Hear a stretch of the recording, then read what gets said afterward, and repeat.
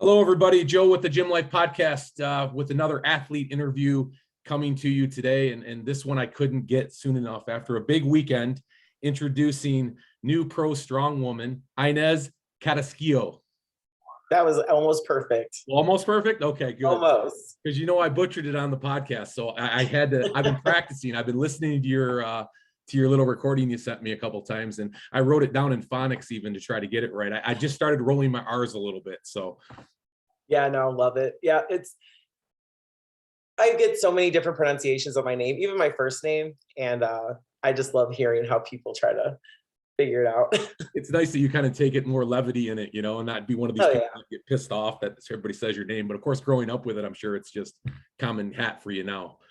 Oh, at my college graduation, they said Carrasquillo, and that was my favorite pronunciation I've ever heard of my name. Yeah, that is a pretty good one. I'm glad I didn't do that on the podcast. I was trying, but in any case, thanks for joining me, Inez. This is awesome to have you on today. And you came off a really big weekend. You're 3 days removed from becoming the new Strongwoman Pro in the United States, which has just got it. Has it even set in yet? Yeah, it took a while, but when I got back home, I was like, whoa, like this is pretty cool. It's something that, I set out since day one of switching over from powerlifting to strongman. I told my coach, like, hey, I want to be a pro. Like, I want to do that level and I want to be at that level. And he's like, let's do it. So it was very exciting and just surreal experience overall. Yeah, I bet it's still kind of digesting, I'm sure. And then you got a big, we're going to talk about this towards the end, but I know the Beer Stone's coming up and you're going to be a big part of that. Hopefully another title to add to your name, I hope. We're going for the log record in that, aren't we? No, log record will not happen then. That's something that's in the works. I thought they were doing that there for you because I know you put up that 300-pound log recently. I did, yes. I did get invited to Clash to do the log record there, but it just didn't feel like the right time to do it. So my coach and I decided to decline that offer. Yeah. So we're just waiting for something a little bit bigger to do and hopefully hit the record there. Yeah, that was pretty impressive. And I made mention of that on the show. It's one of those things that with this evolution of Strongwomen, really, we're seeing this sort of paradigm shift in the last couple of years of these great feats of strength that we never thought, well, I shouldn't say we never thought we'd see. We always knew they were coming, but even myself, I was really surprised at how quickly some of these numbers are being hit. I'm sure you're seeing it all the time from other strong women as well. I mean, to say 300-pound log or overhead press of any kind, and not just you, Nadia Stowers is right there as well. And there's some other ones, Melissa Peacock, of course. It just amazes me on a daily basis. What do you attribute that to? I think it is attributed to women can be pushed and women can hit things that, were not thought of because, we're finding better ways of being trained. We're being pushed like the men are pushed. And I think that there's no limit for us. I think that we did put a limit on ourselves. I was a power lifter. So, back in the day when I was powerlifting, you didn't see women deadlifting 500 like you see them deadlifting 500 now. No. You didn't see 500-pound raw squats coming from 165ers and 181s, That was just whoa. And now we have women that are benching over 315. We have, and it's the bar we're just setting the bar higher and higher. And I think that it's just, there's confidence in us to do things and we're able to push ourselves. And we want to show that we are at that same level that men could be at, maybe physically we're never going to hit 1,000-pound deadlift. You're not going to see that coming from, who knows? You never know. You never know, but yeah, you're right. You never know. Yep. But it's I think that we're pushing levels that I've never seen before because I think there's that confidence in us and people want to see that. And we're in the gym putting just as much work in. And I think that it's just going to continue, setting that bar higher and higher. So there's less of a stigma attached to it too. I mean, definitely we all notice that. I mean, there's not any more of this hiding in the shadows kind of thing. Strong women in general, not just the sport, but in general now are really out there to make a statement. They're saying, okay, I can be accepted, because for so long, we talk about, this revolution of feminism. I'm not big on that word, but I think we both know what I'm talking about, empowering women. And I love it, of course. And I think that we're seeing a lot more of that today as a result of some of the women that came before you and kind of push that envelope. And now this social media thing has opened up the opportunity for, a lot more exposure and also love for watching, these great athletes, both men and women, hit these huge numbers these days. Yeah, no, I completely agree. The stigma thing, is big. I'm almost 6'2". I am 230 pounds. When I was a powerlifter, I was 330 pounds, Oh, big geez. woman. Yeah. And, I never wanted to record myself. I never wanted to put stuff up there. Like you'll see, I don't really have any powerlifting videos until like my last year of powerlifting, just because it was like, I don't want people to see me like, Right. I was very shy and like, do people want to see this? Like, I don't know. And then it was just like building confidence to like put myself out there. And, my old powerlifting coach, Matt Blankenberger out of Rockwell Barbell, he was just like, no, like you need to start posting, you need to start showing, like, because other women are going to follow. That's Other right. women that are your size, that are shy, don't have that confidence. They're going to see that and they're going to be like, hey, I'm going to start posting. Like, I'm going to start getting back in the gym. And like my platform is mostly women that, started doing strong women or powerlifting because they saw me and they were like, I could do that too. And like, that's where my message Yeah. comes from. It's just like, throw yourself out there and like, do it. Yeah. And I imagine after you threw yourself out there and did it, and the response it's been pretty overwhelming, I'm sure, huh? Oh yeah, every day it's like constant messages and just like, how do I get started? This, and I'm like, I'm not a coach, but I'm going to send you to somebody I think you'd be great Right. for. Right. I love being able to be that start, for somebody to get into the strength sports, because it's made my confidence so much better, like my speaking, like just everything. So Sure. Why did it all start for you? And as I mean, your powerlifting career, and obviously you did really well there, and it was easy transition for you to come over to strongman. We'll talk about that. Probably not as easy as I'm suggesting it is, because I'm sure you had a lot of changes, both physically and also from a training standpoint. But where did it all start for you? Just kind of give me a walkthrough of you as a growing up, and what were some of the adversities you faced, and what brought you into lifting, and what brought you kind of into the strength sports? yeah, so I do have a 5-year-old child. I stopped lifting. I was always kind of like in the gym, always like athletic. I used to run a lot. I did track and field and volleyball almost my entire life. I threw shot put, so shout out to the throwers out there. Strongman's a great sport for you. Yeah, right. um, Yeah, no kidding. yeah, so but after I had my child, I fell into this really bad postpartum depression where like I didn't even get out of bed some days, where like I just laid there and I ended up gaining, oh my God, I gained so much weight. I think at my heaviest, I was about 350 pounds. Oh, And wow. I used food as a coping mechanism. I developed binge eating disorder, and it was just constant eating and just like, I never went back to the gym. And then I woke up one day and I was like, you know what? My blood pressure's high. I have pre-diabetes. I am going to not be able to see my child grow up if I continue this. So I signed up for a commercial gym by my house, and I just started. I did upper, lower, 4 days a week. And then it just became it became an addiction again, where I was just like, I missed Yeah. this. I needed to come back. Um, and then I found Rockwell Barbell, the gym in Chicago, and someone was like, you should power lift. And I was like, I don't even know what powerlifting is. This was in 2019, early 2019. Okay. And I walked into Rockwell, and Matt, who is co-owner of the gym, he's like, hey, does anybody coach you? And I was like, no, I don't even know what you're talking about. I came in here because I saw a powerlifting gym and I was interested. He's like, well, I'm going to coach you. Don't let anybody else talk to you. And I was like, all right, cool. Like, I don't even know your name, dude. Right. But sounds good. So I started coaching under Pig Collective, started programming. And I learned what powerlifting was. And I did my first meet July of 2019. I went like 4-9.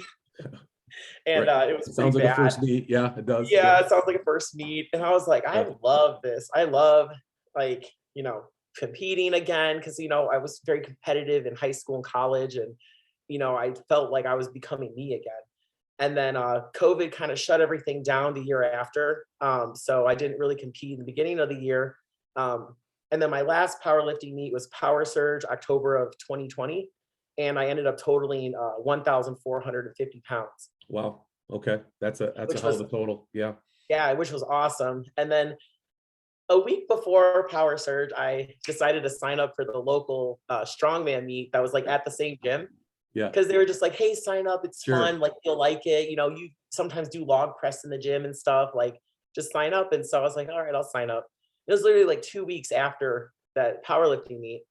So I literally had 2 weeks to like get ready for it. I had to learn how to do stone of steel. I had to learn how to do like a keg walk and stuff. Yeah. So maybe like, oh, what was it, the week of or the week after Power Surge, my current coach, Alec Jose, he messaged me on Instagram and he's like, hey, I want to talk to you. I want to get to know you. I think you should switch over to strongman.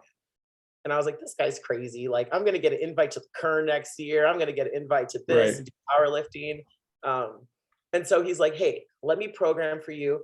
See how you like it. This is your trial. Let's, kill this little strongman meet and see how you like it.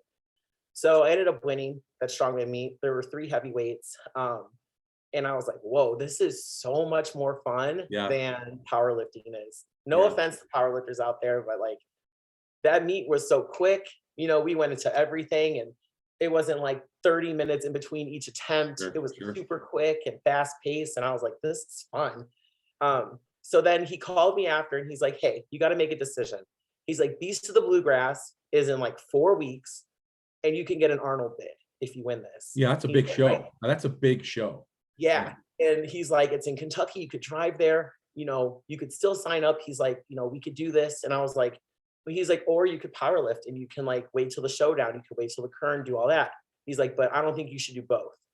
Yeah. So I was like, Matt is like one of my best friends. So I was like, okay, Matt, what do you think? He's like, you need to follow what you like doing. He's like, and I see that you love doing strongman and I think you can be really good at this.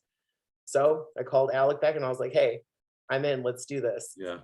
4 weeks of training for Beast of the Bluegrass. I won my Arnold bid. I won that meet. Wow. And then it was just full on strongman after that.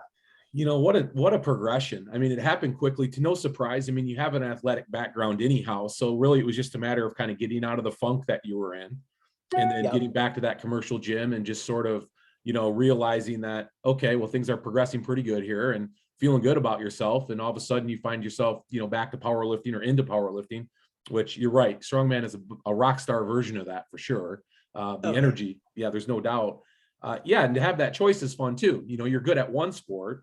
And then to have the opportunity, of course, to have the opportunity to do another sport, not even knowing what it's all about and having such a good time doing it and realizing, oh, maybe there's something here. What was interesting to me was I kind of followed your strongman progression through the last, I guess, couple of years since I've been stalking everybody on social media, and what amazed me about your progression was the athleticism that you developed.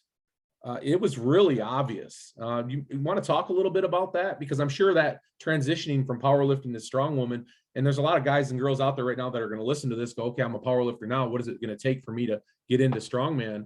What are your thoughts on that? What can you share? I had to lose a lot of weight. At my last powerlifting meet, I was about 320, 330 pounds. Yeah. I was weight moves weight. I'm going to be big. I'm going to squat a lot of weight. I'm going to deadlift. And I was okay with that weight. I wasn't running. I wasn't, I didn't need to do that. And then when Alec, took me under his wing and was like, hey, you got to lose some weight. He's like, he's like, you're not going to be the fastest. You're not going to be able to front carry, implements like, the smaller girls because you can't get your arms around it. I have a very short wingspan. I have a 5'6" wingspan and I'm almost 6'2". Oh, geez. Very short. Yeah. Very good at overheads because of that. Sure. Yeah. Yeah. But like I had a gut and I had trouble, keeping up. I had trouble with distance events. I had trouble, I had a lot of trouble with all that stuff because I couldn't breathe. I was having trouble, with that.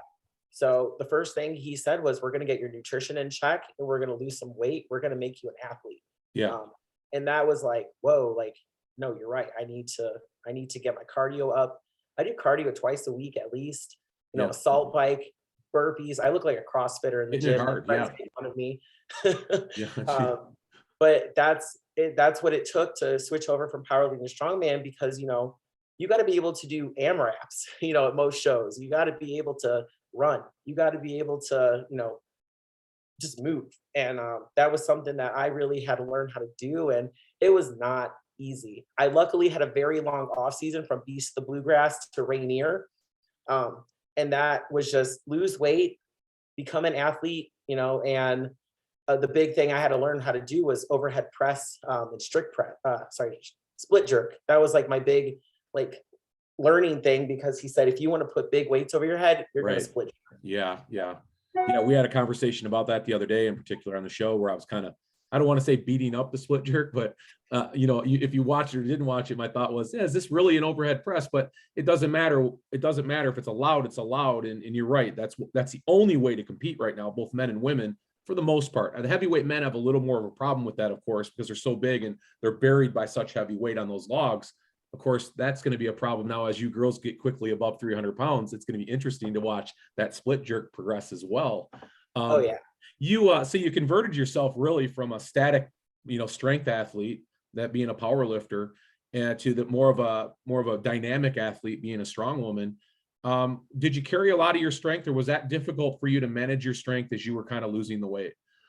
I lost 100 pounds in about a year. So it really messed with me mentally, because I did lose a lot of my static strength, and I had to start from scratch with my leverages changed. You know, my body was so different. You know, my deadlift, you can watch my Instagram, my deadlift has changed so much. I used to be able just to rip the slack out and yank it off the floor. And now I have to learn a lot more control, because my body doesn't, you know, do the same things that it did when I had more weight on me. And, you know, Alec is a great coach. He super patient with me. And there were days where I'd FaceTime him crying, like, I can't strict press 150 pounds. And I did it like 3 weeks ago. What's wrong with me? He's like, patience, buddy, patience. Like, it's okay. You know, you're going to feel like crap most days, you know, because it was like my whole body, like I lost a person, you know what I mean? So it was just like starting from scratch. I don't low bar squat anymore. When I was a power lifter, wraps and low bar. And I was like West Side barbell stands, where my feet were outside the pegs of the squat rack. And now I high bar, and you know, my feet are super close in, and I put 225 on the bar and I almost fell with it. Oh geez. I was like, I was like, hell, like I squatted 600 in comp, and now I can't even squat 225. And you know, we built up with your mind, doesn't it? I mean, it's gotta be crazy. It does, because then people on Instagram and stuff are like, hey, what's going on with you? Like, you used to squat this and you used to pull this, and I'm like, it's different. Stop. It's like you want to shut everything off for a few months and just not even turn it back on. You know, it's so true though. I mean, we relate powerlifting with size equals strength, and with strongman, it's a bit of more of a, it's a bit of an enigma, really, because there's those moments where you know you need the size, but you can't take away from your speed. And so it's really trying to dial it in. And without that proper sort of guidance to do that, you can find yourself in some pretty weird spots where you're feel good, but maybe you're just not competition ready, or you think you're competition ready, but you're just not quick enough or athletic enough to get the job done. But it seems like you dialed that in. And I will say this, and I know Alec, so, and I had him on with Aaron a while back. Good dude. Hey, Alec, I think she proved you wrong. She's super fast. Because I watched those videos of the Arnold, and I'm going to tell you right now, and I'm not the only one that saw it. It wasn't just your lifting that impressed me. You were so fast to the sandbag. You were so fast to the bag over bar. You were so fast to the deadlift bars. I mean, compared to how these other women were moving, that's really, in my opinion, where I was the most impressed, besides the fact that you really had a perfect show. Would you agree? Did you think that your speed were better than you thought it was going to be, or how did you going into that show and performing like you did? What were some of the things coming out of it that you took from it? My speed was something that I was at, like a lot of PRs just in like, you know, my squat, I hit 10 reps in 30 seconds in the gym. It took a whole minute to get those reps. So like the speed on my squats, the speed on my sandbags weren't as fast as they should have been. I was a little disappointed in that, but like, I like throwing bags. It's like I thought you were lightning fast. I don't know how much faster you could have done those. I hit 6 bags at Worlds in 20 seconds. So I was like, damn it. Same weight? Was it the same weight?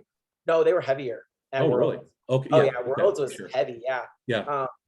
But, you know, yeah, my speed was something that we really worked on. But the biggest thing that we did in this prep was like smoothness, because I have a problem in my competitions where I rush. And like you saw my worlds videos, my Mhm. deadlift, I ended up going over the bar and like cat backing a Yeah. bar that like I could pull easily in the gym.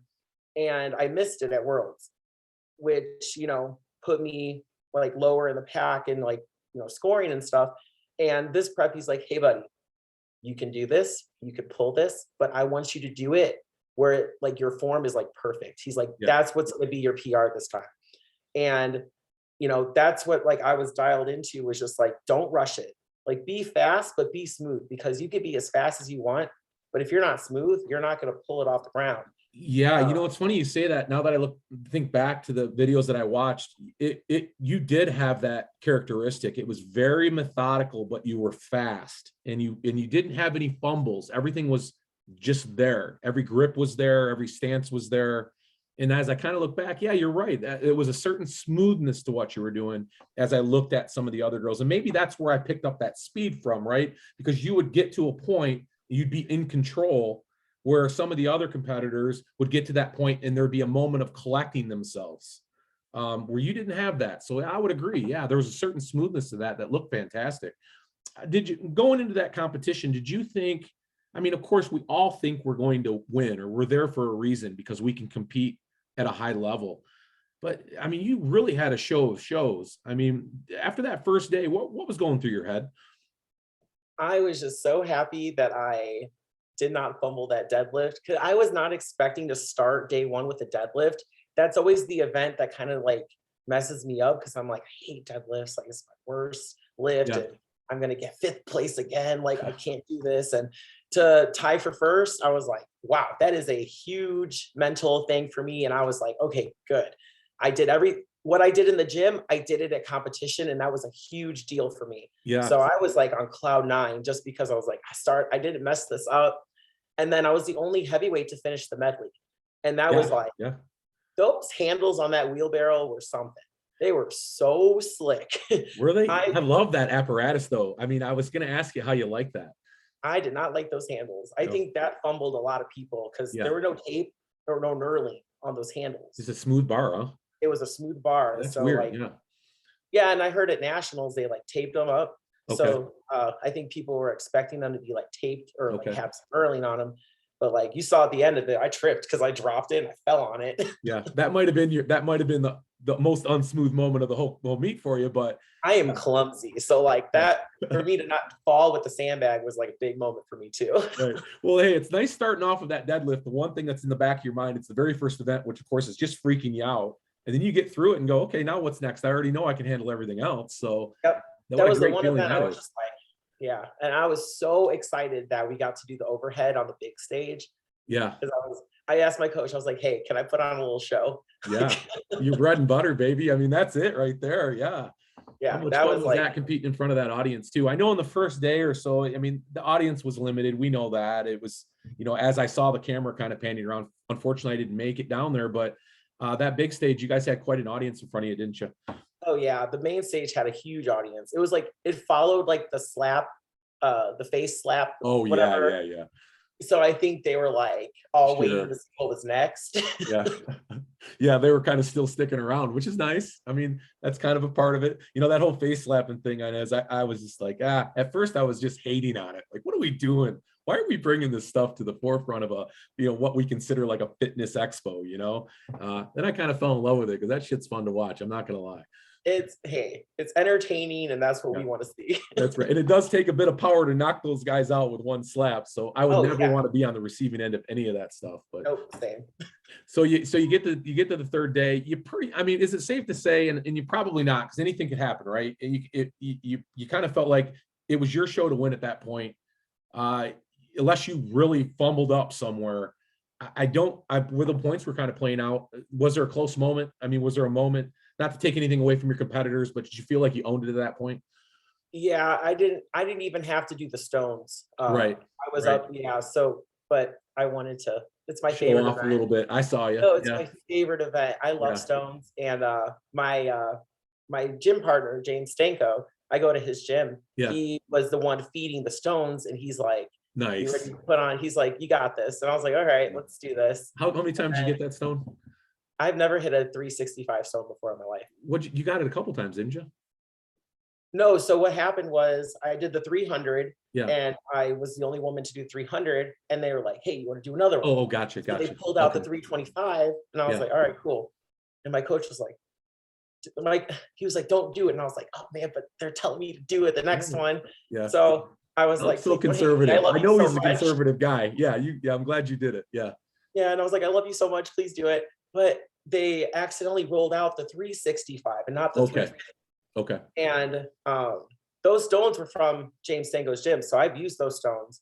And my PR before that was 350 to 48. It Right. was ugly. Yes. So for me to smoothly pick that 365 up, I Yeah. was like, "Oh my god!" I That low was some key good wish I adrenaline did going the. at that point, wasn't it? I wish I did the record breakers after that, but Yeah, yeah, that's nice. I mean, yeah, you had really a storybook show there. I felt that way as I was watching you through those days and seeing the video feeds come across. I really felt like you were in complete control from the first event all the way, of course, to the last event, which you didn't have to do. Yeah, I honestly, Inez, I can't remember a show on any level for that matter that somebody really ran the table like you ran. That was a perfect show. Maybe outside the wheelbarrow stumble, which really didn't matter because you were already across the finish line. yeah. But that was great. So moving forward, just out of curiosity, it's something I ask all my strong men and women when I interview them, because there's some different, and I'm familiar with Alex's training method, but I'm curious just to compare it, because I know every one of us get tweaked a little bit different in how we, how we perform in our lifts and how our training's going. What were some of the big moves that you made leading up to this show you felt kind of were good training moves that sort of put you in a real good position for this? Is there anything kind of comes to your mind? He really let me have fun with this prep. Sometimes we get into these like, preps where we're just like hammering, trying to like hit numbers, like let's say the deadlift, like Worlds, the last bar was 580 pounds. Yeah. So we were just nailing deadlifts and pause deadlifts, stuff I hate. Yeah. And it was just like, I hate it, but I gotta love it because I need to be a better deadlifter, Right. because that's what's gonna fall me short in bigger shows with women like Gabby Dixon, with Yeah. Victoria Long, Yeah. that can deadlift 600 pounds raw. You know what I mean? It's Right. crazy.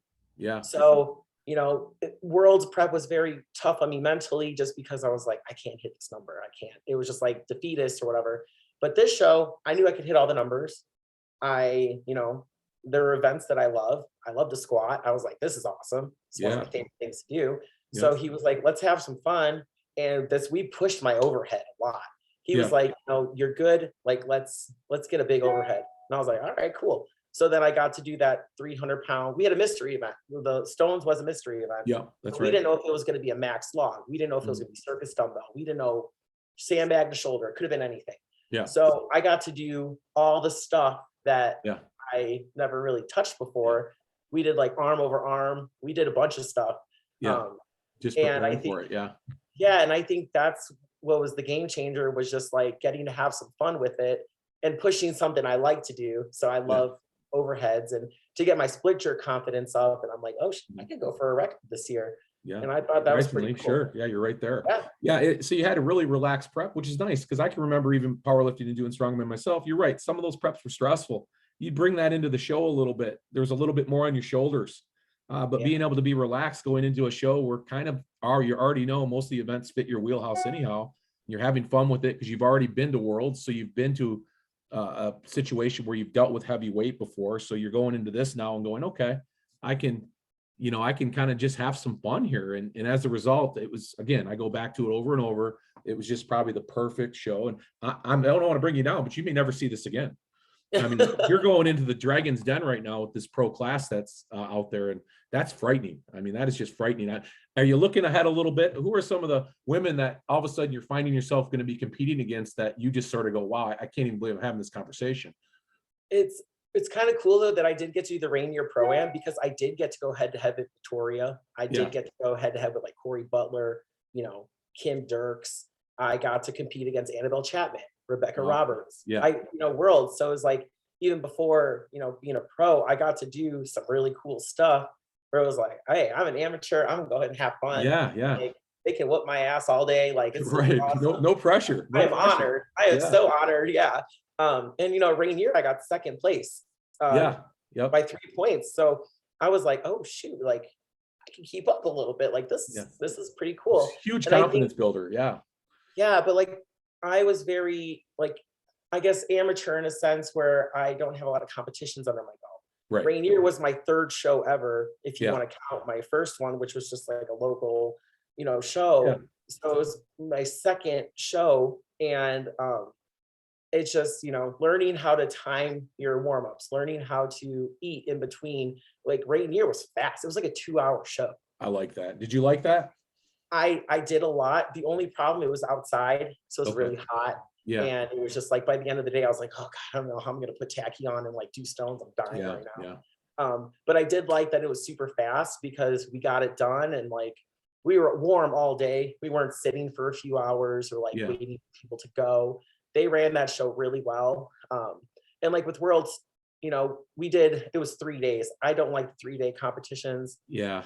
Very long and taxing. Yeah. But they ran that show very well. Mhm. It was 3 days for this one. So like now that I have some more competitions under my belt and stuff, I think that it's just going to make me more professional in the sense where like I know how to, time my warm-ups. I know when to eat. I know when to do this. Yeah. That's a big part of the sport. I think a lot that's undervalued. I would say and maybe not for somebody that's been through it now, but you realize the value of competition, not necessarily training, not necessarily implements, but the idea that you have to put yourself in this position to sometimes compete for 3 straight days, sometimes compete in a show that might be 4 to 6 hours long or longer, God forbid. Promoters get it right. We should never see that. But or these shows that move at lightning speed, like the Rainier at 2 hours. I mean, to be able to know how you can deal with those type of situations is huge, because I've seen it work. Strong men and women will go into a show and either it's faster than they've ever dealt with or longer than ever dealt with, and they shit the bed because they're just not prepared to compete. Yep. And I think now that I've had both ends of the spectrum, I can start to figure it out a little bit better. And I'm competing a lot this year. This will be a pretty big year for me. Nice. So Well, what's on the agenda? I'm doing Beerstone this weekend. I'm going to do the Rainier Classic. And then I'm hoping to do the Shaw Classic because it's the first year that they will have women. Yeah. So I will be, doing the qualifier for that and hopefully competing at the Shaw Classic. And then I'm going back to OSG this year. Yeah. That is a busy year. It sounds like, Rainier, you just want to win that damn show and call it yours because you came so close last year. Obviously, who's going to turn down the Shaw Classic? I mean, I've said it over and over again. That's probably the premier show in the United States that Ryan's doing there. And so personable. It's so personable. I would love to get a $600 ticket, sit on the floor and hang out with these guys all weekend, Oh, yeah. What a great show that is. And then, of course, OSG. I mean, you really have it set up. And the Beerstone, I got that mixed up because I talked to Hannah Cold Iron a couple weeks ago, and we were talking about you and talking about Nadia. And I was wondering where this was going to take place, because this is being set up for an awesome world record press, right? I mean, your log press at some point is going to be showcased as a feature event. I think the promoters out there are already looking at who's going to be in that mix. I thought the Beerstone was going to be it for some reason, but you're actually competing in that show. I am, yes. How do you feel about going into that so quickly after the Arnold? Do you feel pretty good, or you got any concerns? I've never done a truck pull before, so it's going to be like a meet of first, which will be fun. And like, I don't have any expectations. I'm kind of just going in there and I'm going to have some fun. It's big good prize for you. money, so I'm going to do my best and, hopefully you're win. not coming off a pro win or win to be a pro and thinking I got to win every show now. You're just treating it the same way you always have, go in and have fun. Oh yeah. And like, not, training for a meet, like you don't have that pressure of like expectations on you because I've never done it before. And, the belt is heavy. It's going to be what is it? 300 pounds for distance. Oh, geez. Yeah. Get your breath ready for that. Shit. You're going to run out of, those are the ones you run out of steam before you run out of strength. Yeah. Well, I know. I'm like, I'm not putting that down unless I fall on top of it. So. Right. That's the right attitude for sure. Yeah. But it's also fun now going forward with these different, and promoters are getting kind of creative right now. We're seeing a lot of kind of fun stuff coming out of the woodwork that we haven't seen before. And yeah, it's a great time to be a strong woman or strong man. That's for sure. I mean, you're going into the Lion's Den now, of course, with all these great pro women. And, not only that, these events now are going to be testing your fortitude because they are heavier than hell. I mean, they just are. And I love that. I love that they're pushing the women weights higher because, some shows like some, like even at the Arnold too, just like the overhead was like 215 for the last bar. And like, I love how they pushed it over 200 and like should keep pushing it because it like, if we keep setting that bar higher, it just only pushes us to like be better. If we keep things at such a low weight or like, oh, maybe, we don't want women to zero it. So let's, push it down. It's like, no, it should be the same as the men. We're like, it's okay for them to zero stuff because it's heavy. But, they're pushing themselves to like get to those weights. And I think that that's important for us to be at that same, like, why are we having heavyweight women doing a 200-pound sandbag? I agree. Yeah. And I think it's really on the promoters too. And it's on sort of just the general sort of barometer of strong men and strong women that we realize where these top competitors are at. Like we follow each other. So we're able to know that there's women like you out there that are capable of doing the weight. I mean, obviously as a spectator, watching zeros is no fun. So we have to sell this sport to the consumer as well. But you do still have to be okay with it, like you said, because the envelope has to be pushed. Because the heavier that weight gets, and we both know it, it becomes a spectacle. And when it becomes a spectacle, people start getting interested in wanting to watch it. Not these 175, like you said, we want to see weight. And that's kind of what we're getting now with women like you. And I can go on the list, right? Hannah Lindsay and Melissa Peacock, Nadia Stowers, and on and on and on and on. These are just a few on top of my mind. No offense to any other super strong women out there, but what a great time to be a strong woman. Listen, I am so impressed by you, and I'm so impressed by what you did at the Arnold, but even prior to that, just the transition that you made from powerlifting to strong woman, and now just the kind of weight that you're throwing around. Inez, I mean, seriously, you've got a bright future. How old are you? 28. Yeah, I'd say you're not even in your wheelhouse yet. Yeah, how good does that gotta feel?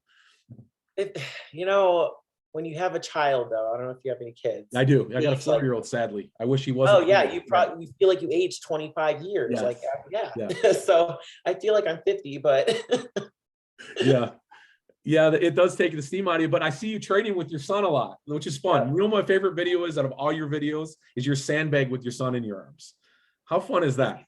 He loves strongman, and this was the first competition he actually got to see of mine, powerlifting or strongman. So really? Yeah. He's kind of getting to that age now, isn't he? Where he's sort of enjoying mom out there kind of doing fun stuff and being a part of the scene a little bit.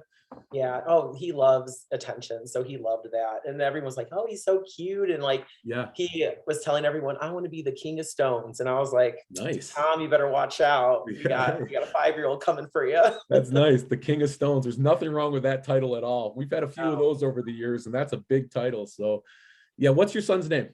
Lamar. Yeah. Cute kid. Yeah. I said, I always enjoy that. That's my love for kids. And I love to see all these athletes showcase their kids at this stuff too, because it just brings it in. It really does. Because none of us really, not me, obviously I don't compete anymore. Not yet. I'm going to be back. But, there's not a lot of money involved in this. There's not a lot of anything but just sort of loving the sport and bringing people in that you love to be around and family. That's kind of what we hang our hat on, isn't it? And that's what it should be about too. Like I always tell people, I'm like role model first, athlete second. And, I try to empower as many people as I can around me, because at the end of the day, I want my son to be proud of me. And, that's what's important to me. If he's proud of me for losing, or winning, like he's going to be proud of me no matter what, as long as I carry myself in a way that's respectful. And that's what I care about, Yeah. So. And Inez, you certainly carry, everybody else sees that too. Yeah, you're definitely an ambassador for the sport.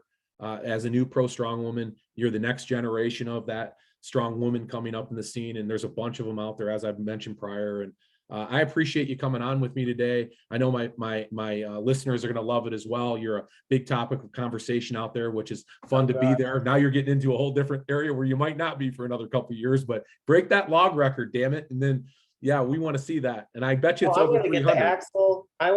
My goal for strong women, like my overall goal is I don't want anybody ever beating me at an overhead event. Nice. That's like my one goal. Like I was like, hey, you could whoop my ass at deadlift. You could beat me in a medley. You could trip me, whatever. Yeah. but I'm Yeah. like, I will not be beating overhead. Circus Make them quiver dumbbells. in their catching boots knowing up. you're coming to the competition to do overhead press. Exactly. Yeah, I want them to be like, oh, okay, we're fighting for second on the overhead because I want to win every overhead. That's Right. it's my favorite. Yeah, don't have that overhead press be somewhere where you really need it at the end of the show, because you know that as your competitor, you don't want to see that at all. Let's get it over Exactly. with first, so I know how I got to catch up, you know? Exactly. Yeah. Well, hey, thanks for joining me today. I appreciate it. We're going to get this out right away. And again, Inez, I hope to run into you soon. I'm trying to think where that might be. I thought you were going out to Clash. I'm going to be there. You know what? That Rainier show sounds like a really fun show. Maybe we can get out there to see you. But again, I appreciate it so much coming on. And is there anything else you'd like to say? No, I just, thank you so much for having me. I really appreciate just being able to talk, and it's been crazy. So Yeah, it sure has. So yeah, sit back and enjoy this for a few more days before you got to get out to Beer Snow. I know I fly out Friday at 5 a.m. Boy, oh boy, that's a schedule. Well, we're looking forward to seeing what you do out there. I know they got a live stream out there and stuff, and ADL I think's doing it, so we'll push that for ADL live, and I'm sure going to watch it myself. So good luck out there, and we'll talk to you soon. Thank you so much. All right, thank you.